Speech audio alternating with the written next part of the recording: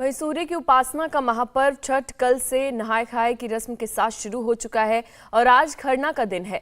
4 दिनों तक चलने वाले इस महापर्व में आज से व्रती निर्जला उपवास रखेंगे तो कल ढलते सूरज को अर्घ्य दिया जाएगा, जिसे लेकर तमाम घाटों पर तैयारियां चल रही हैं। राजधानी दिल्ली में भी तमाम इंतजाम किए गए हैं, लेकिन घाट पर यमुना बदहाल नजर आ रही है।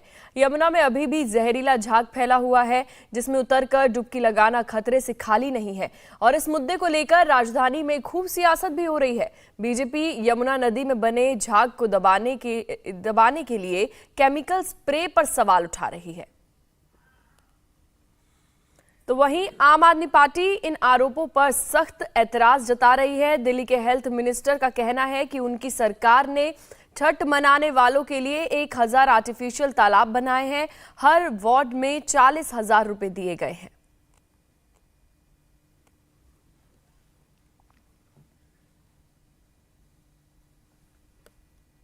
प्रश्न है वो यमुना के तो हाल बेहाल हुआ ही पड़ा है, आप सब जानते ही हैं।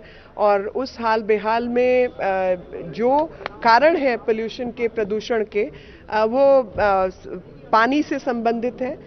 पानी की व्यवस्था जो है वो नहीं है। अव्यवस्था के कारण जो सुवेज है, जो गंदगी है, वो यमुना में जाती है। डिटर्जेंट और जितना गंदा पानी है वहाँ पे सेप्टिक टैंक्स की व्यवस्था नहीं है, उनको अलग करने की व्यवस्था नहीं है और सारी की सारी गंदगी को यमुना में डाला जा रहा है। यही कारण है यमुना के प्रदूषण की। जो दिल्ली के मालिक हैं वो शायद इस अव्यवस्था से अवगत नहीं है, क्योंकि शीश महल से बाहर निकलते तो उनको सब दिखाई देता कि दिल्ली के क्या हाल है। मैं भारतीय जनता पार्टी से पूछना चाहूँगा, गुजरात में इतने पूर्वांचली हैं, गुजरात सरकार छठ के लिए क्या करती है? हरियाणा के अंदर गुड़गांव हो गया, फरीदाबाद हो गया, यहाँ पे खूब पूर्वांचल के लोग रहते हैं। क्या यहाँ पे सरकार छठ मनाती है?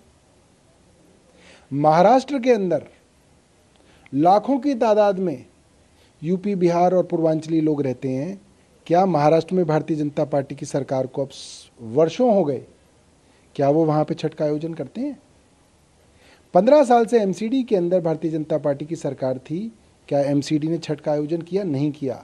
अब जब अरविंद केजरीवाल जी की सरकार एमसीडी में बनी है तो प्रत्येक वार्ड में छठ के आयोजन के लिए 40-40 हज़ार रुपये जो है दिए गए हैं। भारतीय जनता पार्टी पूर्वांचलियों के लिए कुछ नहीं करती। अगर करती हो तो मनोज तिवारी बताएं कि जहां जहां उनकी सरकार है वहां पे छठ मनाने के लिए क्या कार्यक्रम किए जाते हैं। वहीं दिल्ली में छठ पर्व को लेकर कृत्रिम तालाब बनाए जा रहे हैं, जिन पर छठ की तैयारी जोरों से चल रही है। छठ समिति के पदाधिकारी ये सुनिश्चित करने में लगे हुए हैं कि घाट पर पूजा के लिए आने वाले व्रतियों की व्यवस्था में कोई भी कमी न रहे।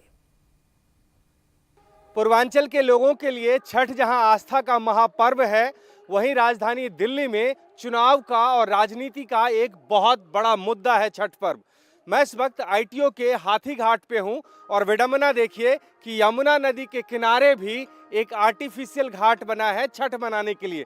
सामने ये देख सकते हैं, यमुना नदी से महज 15 फुट की दूरी पे ये घाट बनाया गया है और इसमें पंप के जरिए पानी डाला जा रहा है। ये यमुना का पानी नहीं है। दिल्ली के मुख्यमंत्री यहाँ पे आते हैं और यहीं छठ की पूजा अर्चना की जाती है। दरअसल सत्ता में आम आदमी पार्टी है और उनका ये कहना है कि हम छठ के लिए हर बार से ज़्यादा अच्छा इंतजाम कर रहे हैं। तकरीबन 1000 घाट बना रहे हैं जो आर्टिफिशियल घाट हैं, जबकि इस पर्व में, इस महापर्व में प्रकृति के अलग अलग स्वरूपों की पूजा उपासना की जाती है, लेकिन राजधानी दिल्ली में इस पर्व से प्रकृति के अलग अलग रूपों को बचाया जा रहा है। विडंबना देखिए कि इस आस्था के महापर्व में लोग यमुना नदी तक ना जाए, इसलिए बैरिकेड कर दिया गया है। हालांकि ये हुआ है एनजीटी के आदेश के बाद कि कोई भी छठ की पूजा अर्चना यमुना नदी में नहीं कर सकते हैं, उसके लिए आर्टिफिशियल पॉन्ड बनाया जाएगा। ठीक पीछे मैं हाल दिखाना चाह रहा हूं आपको, ये यमुना नदी है और इस यमुना नदी तक छठ के जो व्रती हैं उनको जाने की अनुमति नहीं दी गई है। बताया यह गया है कि एनजीटी का आदेश है और इससे यमुना नदी और प्रदूषित हो जाएगी। वहीं दूसरी तरफ विपक्ष में जो भारतीय जनता पार्टी है, उनका ये कहना है कि यमुना नदी का हाल इतना खराब है कि लोग इसमें जा नहीं सकते हैं। आचमन नहीं कर सकते हैं, अर्घ नहीं दे सकते हैं, ऐसा हाल बना दिया है।